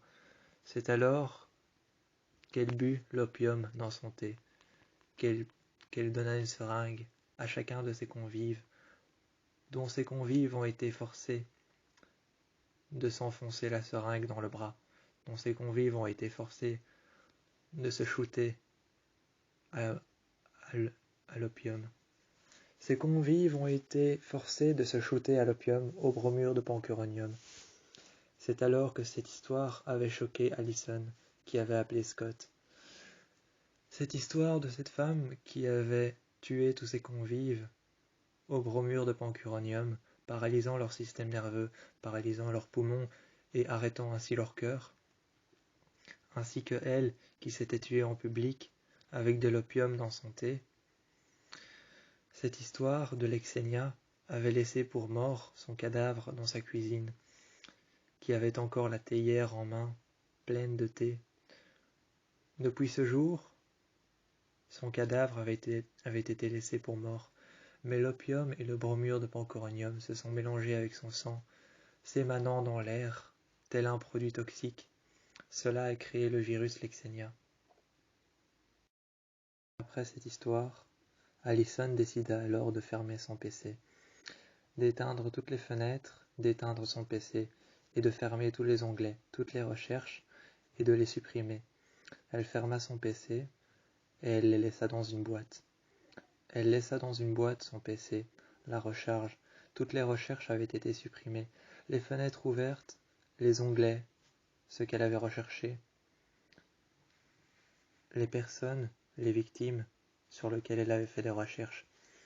Les victimes sur lesquelles elle avait fait des recherches, Lexenia, cette femme, l'histoire de la mère de Kira sur laquelle elle avait fait des recherches.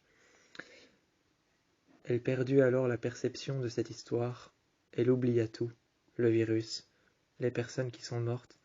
Elle oublia le virus et perdit la perception de cette histoire. Elle laissa derrière elle le passé et ferma cette boîte à l'intérieur de laquelle il y avait son PC éteint et ses recherches, ainsi que chaque fenêtre, chaque onglet et chaque témoignage de chaque personne et chaque victime qui avait pu participer à ce cercle vicieux. Elle ferma son PC, elle ne le réalluma pas. Elle le mit alors dans une boîte, dans laquelle, au-dessus de son PC et sa recharge de PC, elle mit ensuite le cube de privation sensorielle avec la racine à l'intérieur. Elle referma le cube de privation sensorielle avec le latex, la poche de latex qu'elle mit par-dessus, refroidissant la plante et tuant la plante. Ainsi, elle referma la boîte, qu'elle enferma dans l'armurerie.